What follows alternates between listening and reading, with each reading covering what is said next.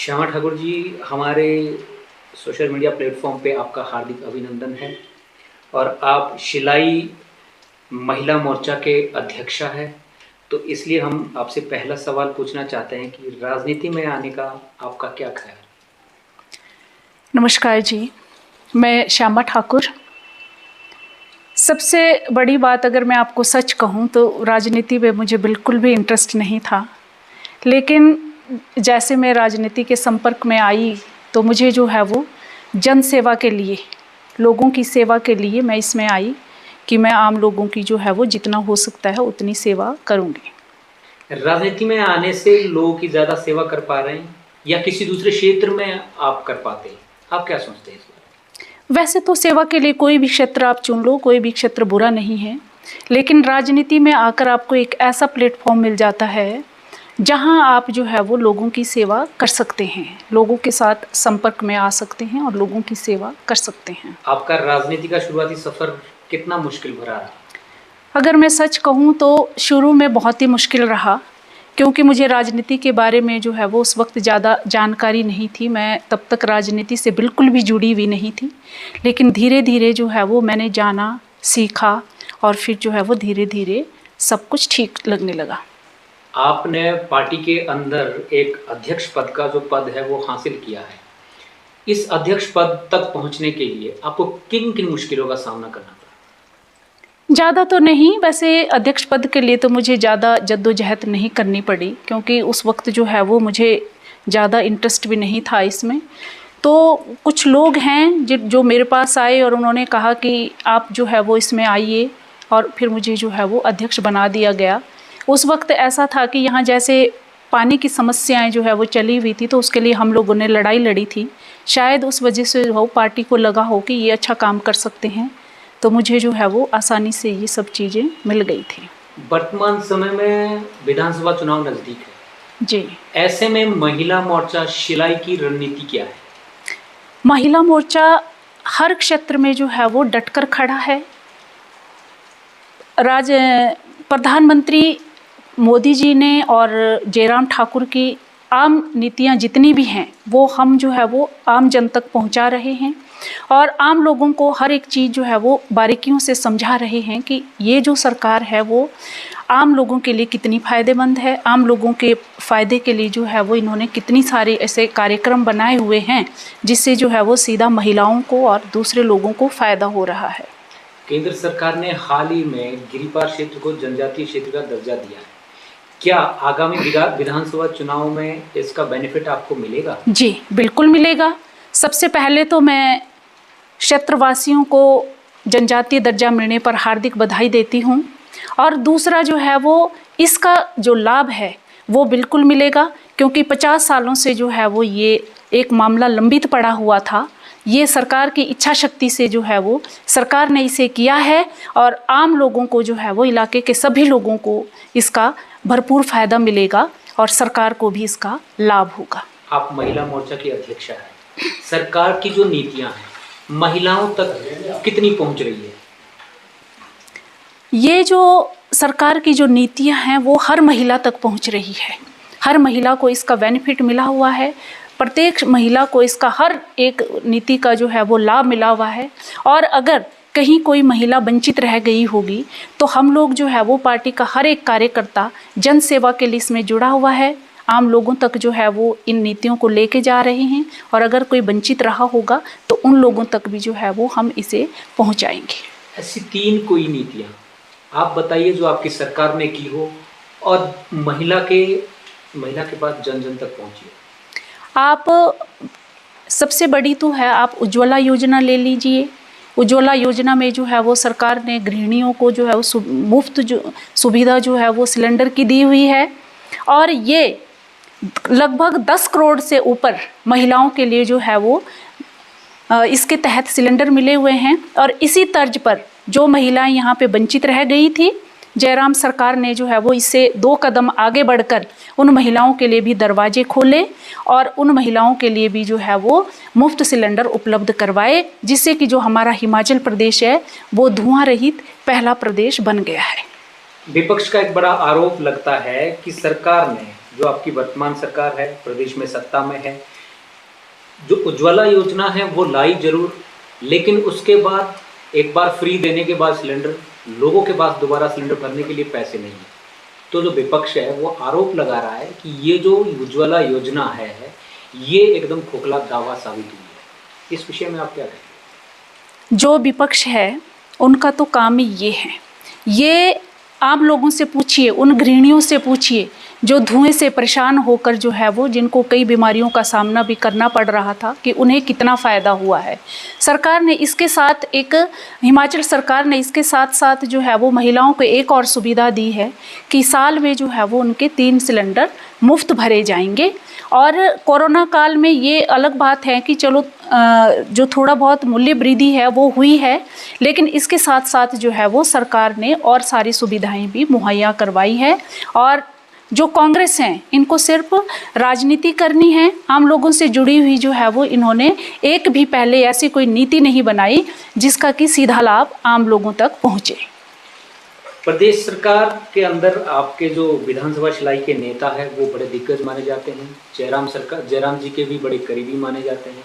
बावजूद उसके विपक्ष आरोप लगा रहा है कि जयराम जी की करीबियों का फ़ायदा उठाकर उन्होंने भ्रष्टाचार को बढ़ावा दिया है, और इसी तर्ज पे कांग्रेस उन्हें प्रदेश का सबसे बड़ा दलाल भी कहती है। आप क्या कहते हैं? ये सबसे पहले तो अगर मैं कहूँ तो इनकी जो भाषा है, भाषा ही बड़ी अभद्र है।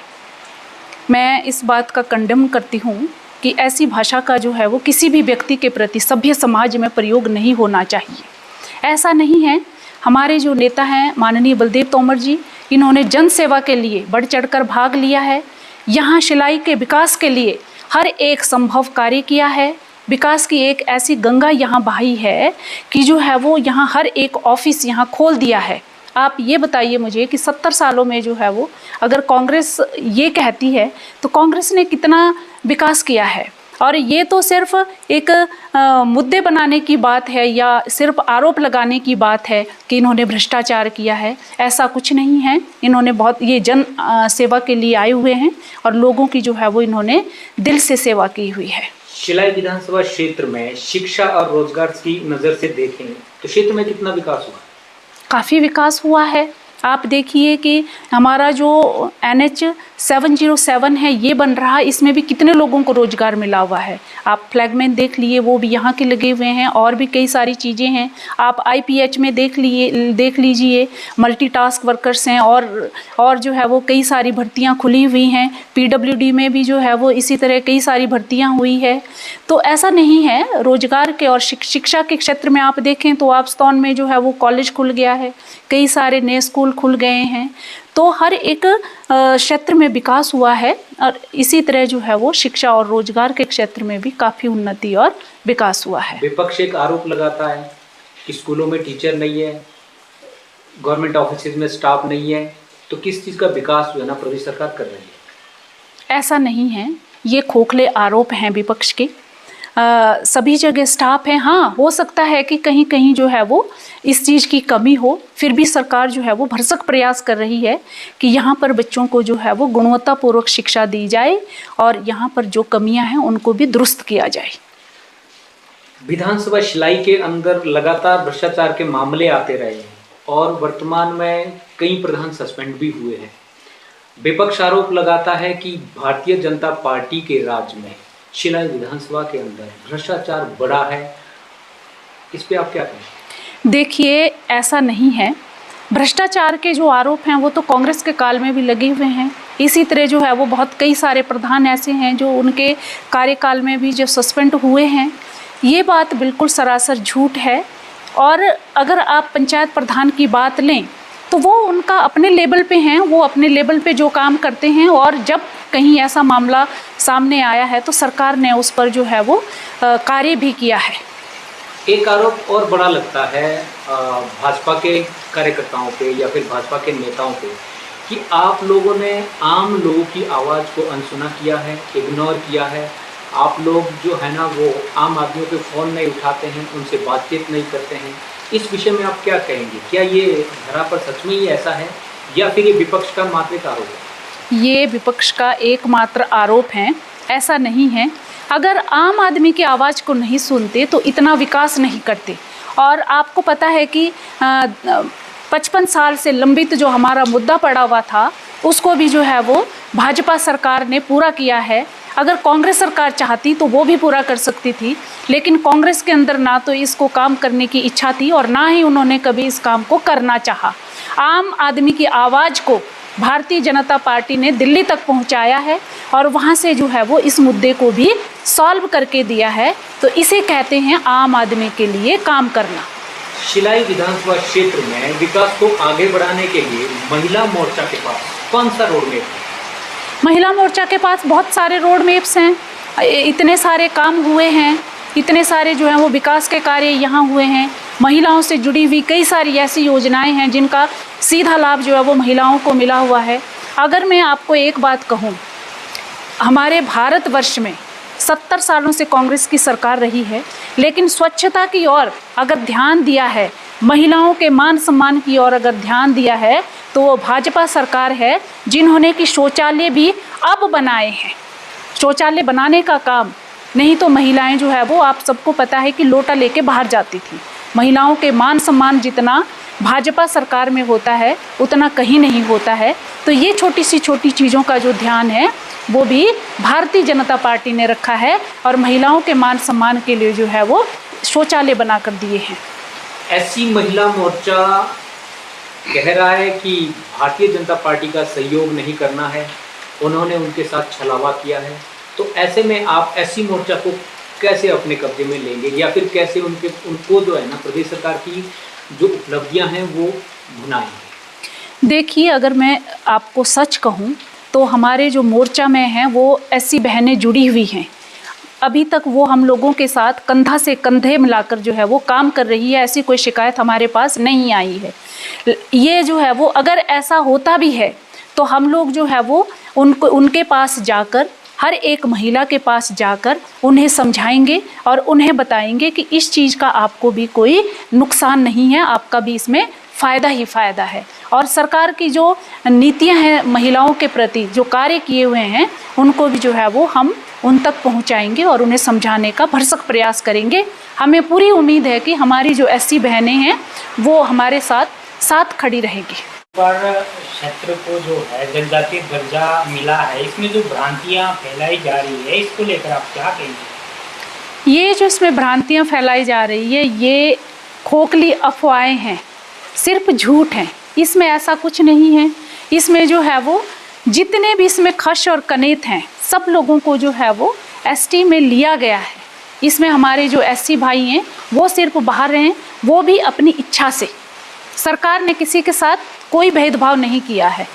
यह जो भ्रांतियां फैलाई गई है किसके द्वारा फैलाई गई है, आप क्या मानते हैं? ये विपक्ष के द्वारा फैलाई गई है, सिर्फ राजनीतिक लाभ लेने के लिए। और अगर मैं आपको एक बात कहूँ तो ये एक गहरी खाई जो है वो हम लोगों के बीच में पैदा करने की कोशिश की गई है। आज तक आपने देखा है कि जो हमारे एससी भाई हैं या एससी बहनें हैं, हम लोग बड़े प्रेम भाव से रहते थे, लेकिन इन लोगों की जो है वो सिर्फ खोखली राजनीति के लिए और स्वार्थ की राजनीति के लिए इन्होंने जो है वो इस भाईचारे को ख़त्म करने की कोशिश की है। कांग्रेस कहती है कि हमने भी हाथी के मुद्दे को उठाया है, इसका श्रेय जो है केवल भाजपा को नहीं जाएगा, कांग्रेस को भी जाएगा। आप क्या मानते हैं? मैं तो ऐसा बिल्कुल भी नहीं मानती हूँ। कांग्रेस अगर करना चाहती तो ये तब करती जब बाबर जोन सार का जो एरिया है वो शेड्यूल ट्राइब घोषित हुआ, क्योंकि उस वक्त ये करना जो है वो बहुत ही आसान हो जाता।